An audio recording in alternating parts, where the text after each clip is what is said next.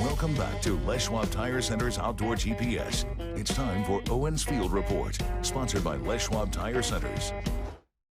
Well, this week has been good. Okay, now listen. There's been a lot of options that are out there.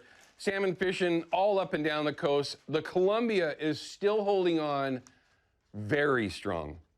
And some would even say that it's better right now than it was a month or so ago, and I would disagree with that, but at the very least, they're still having great days. And I will say that it's very close to Bonneville, where things are still very good on the Columbia. We'll get to that photo in just a minute, everyone. But if you're going to be up and down the coast, doesn't matter if North Coast, Central, or South, in all the likely areas, yes, Tillamook Bay, yes, Siletz, and yes, some of the Nehalem and other options that are up and down the coast, very good fishing opportunities. Now, just understand, everything's based on tide, all those things, right? It's been good. It's been a very good start to that October, quote unquote, fall Chinook fishery. And yes, there's silvers pretty much everywhere. Coho for some. So yes, very good opportunities that are out there. You just got to be willing to go and make it happen. For me, though, if you've been watching the show the last 15 plus years, this time of year, it's all about ducks for me, okay? Yesterday was the reminder of why I love to chase ducks, okay? It's my happy place. It's literally giggling the whole time. Why, it just reminded me of why it's my favorite thing in the whole world, okay? It's a grind, it's a lot of effort, a lot of work to make things happen the right way. And bottom line, we got lucky, okay? Sean actually saved the day. My buddy Sean Fish saved the day. We started our process basically at 3 o'clock in the morning and didn't even get to hunting until about 1 o'clock in the afternoon. And that's not a joke. A lot of luck and persistence, and then of course being in the right area where we could get the birds to do what we wanted them to do. And we shot 2 limits of mallards, widgeon, and 1 pintail in that mix.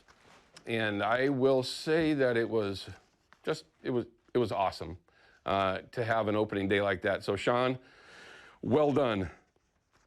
Well done. Well done.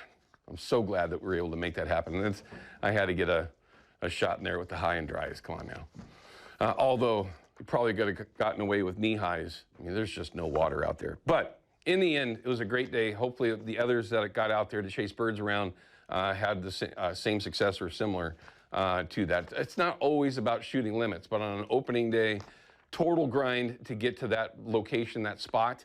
Yeah, it was a very, very rewarding. All right, let's talk about, we're going to drop fish counts from here on out, right? We don't really need those. We're going to show you river levels here in a second, but I'm told that we figured out the phone for John Schleminko. John, can you hear me, sir? John, can you hear me? Okay, we're done.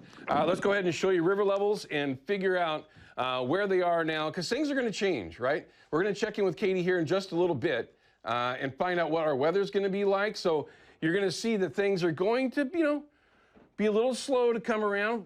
It'd be nice if we had a month or so of solid rain. That obviously hasn't happened yet, but it'll get there. A little bit of bounce. It looks like that they're forecasting on my home river, the Clackamas, after, well, probably 1 or 2 of the best days so far for silvers on the river. When you see that bounce, like you see here, where it came up from the low 11s and pushed 13 feet, now it's dropping back down. Anytime, this time of year, no matter what river system it is that you're going to be fishing, you see that kind of a bounce, good things are going to happen. Okay, it's just that simple. But moving along, let's take a look at some of the rivers going up and down the coast. Same thing, Wilson, North Coast. There was a day there. Now it's past, but these are the kind of things that you're looking for, especially this time of year, going into November, December. Some very interesting things can happen when you see a 3-foot bounce and then on that turn. Heading down the coast, central more so, you just saw the Siletz. Now you're looking at the Alsea. Same thing. There were some very interesting days there. I would assume that after that drop, you're going to see where it starts to level off. Things probably slowed down a bit the last day or so, but I would expect that to change as the season progresses. That's the last one, right? Oh, and Nehalem would be the last one. So everything is going to be pretty stable going forward, and when we find out why that is, you're going to hear me whine a little bit. Because again, I'd like to see a whole bunch of rain for a very long period of time. But we've got Steve Lynch here in the studio from Procure. It's a perfect time to remind everyone. How's this going, Steve? Are people trying to win this all the time? It's doing great. Okay. And we're going to switch it up, too, starting next week. We'll have a different pack. Beautiful. Prize pack giveaway. Send an email to Jason at Procure, and you might have a chance to win that prize pack. And like he said, they're going to switch things up a little bit. We're going in to winter steelhead season, right? Full-blown fall Chinook season. Hopefully you're making some eggs out there. I wish I was. I mean, I'm not catching any salmon. I'm just shooting ducks.